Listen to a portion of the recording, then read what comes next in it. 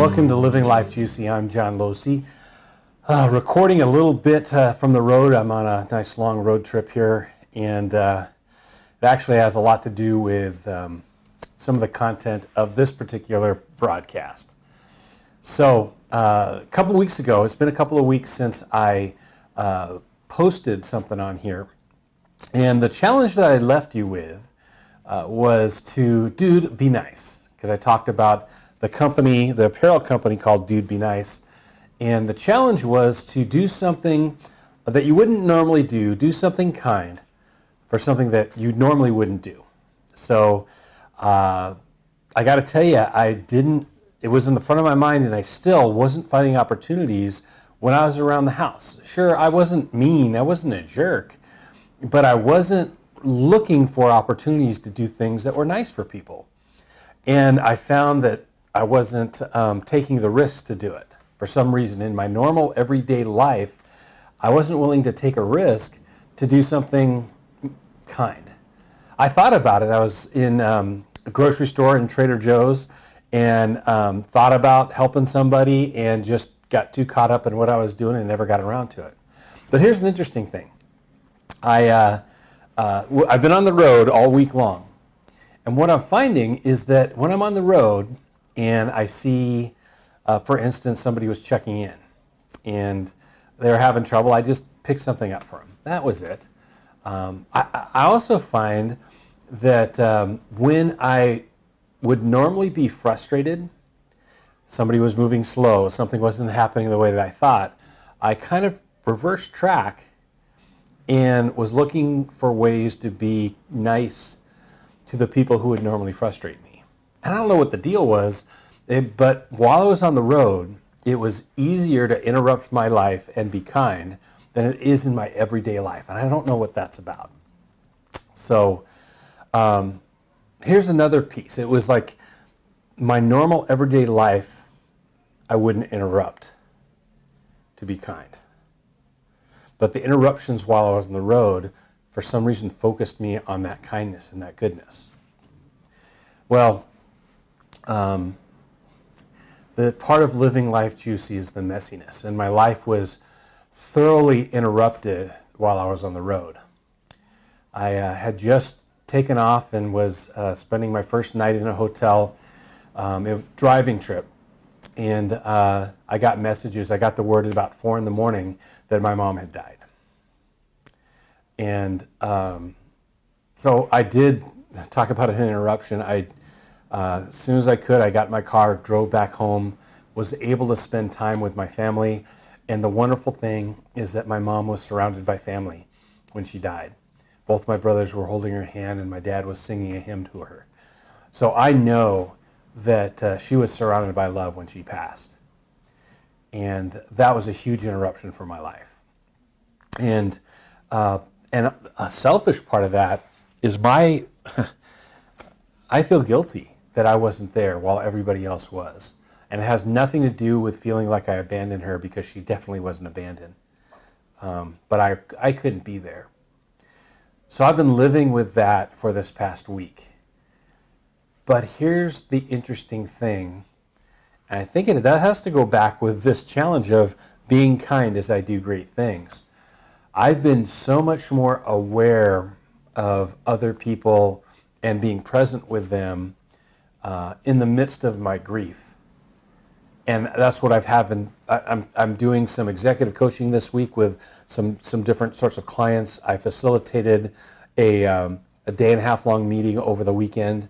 And I have to say that in my grief, it created a presence and an awareness that I mean, there's still room for improvement in all that I'm doing, but I felt that I was more there. I was more present. I did a better job of coaching and listening, I think partially because of my grief. And I think I was so authentic and real as I was facilitating a group of people that they really responded to that reality and that realness. So it's an interesting thing that I want to continue to explore, is how these interruptions and disruptions can actually play a role on helping me be more present, more mindful, but also be able to act in a real way in the world. That's one of the things I talked about in the last episode, was the need not only to be mindful, but also to return to the world and be present and act. I don't know what the dynamics are, but it seemed that the grief brings me into moments of mindfulness that I can't help but move out into the world and show kindness. A lot I need to unpack on that, or a lot I need to explore. But one of the things that really it became a theme for the program I was facilitating over the weekend is a jazz piano piece that, it was funny because probably last month, I think I heard this jazz piece mentioned on at least 2, maybe 3 different podcasts that I listened to. And so I had to download it and I had to get it. And what it is called the Köln Concert by a guy named Keith Jarrett. And what he was doing, he was traveling around Europe doing fully improvised concerts, jazz piano concerts. And as he was traveling around, the record company he was with was recording different conferences or different concerts. So he gets to Köln, Germany, and in fact, she was the youngest concert promoter in Germany at the time. She's 17 years old, and she's promoting this concert. And an interesting thing, they'd been driving all day. The concert wasn't until 11:30 at night, so a late night concert. He'd been traveling all day long, tired. He had back issues. He was in pain. And when he got there, the piano that he requested wasn't there. It was the same model of piano, but all they pulled a practice piano out and put it on the stage because it was the same brand. But it turned out it was a baby grand that was in horrible condition, took hours of tuning, and it still didn't get up to speed. The pedals didn't work, and from what I hear, I'm not a piano player, but I hear those pedal things are kind of important. It was really tinny. It didn't project at all. So at first, he wasn't going to play the concert, but the promoter begged him. They had a packed house, and this house was there at 11:30 at night, a late night concert. I think there was about 1,400 people there. So he agrees to go on stage, and on this broken piano, they recorded one of the best-selling solo jazz piano pieces ever. On this broken piano, Keith Jarrett sat down and had to explore different themes than he was used to. He had to use different techniques so that the melody would project and the rhythm could cut through. And he was forced to be creative in a different way. And as I played this over and over at this conference this weekend as background music, it occurred to me that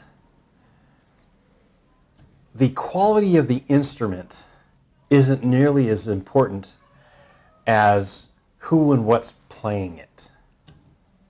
In many ways, we are all broken pianos. But with intention and understanding that with limitations, we have to explore new themes, we can still create masterpieces with our own broken pianos. I am more aware than ever, especially this week, of my brokenness and my need to explore new themes in order to not avoid the brokenness, but to exploit it, to find new opportunities, new ways of going about life, the world, and everything. We all are broken pianos. Sure, some people are better at hiding it than others, but we're all broken.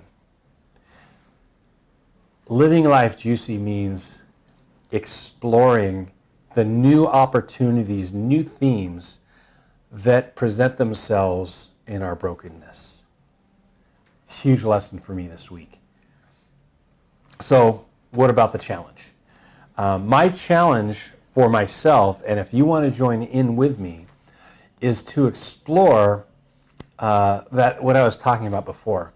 How my guilt and pain from experiencing the loss of my mom, how that can be used, like Keith Jarrett used the broken piano, to explore my presentness so that I can be fully mindful and fully present and act with kindness in the world, and see how exploring these things might lead to greatness. So the challenge this week, explore your brokenness to find out what new themes can be exploited.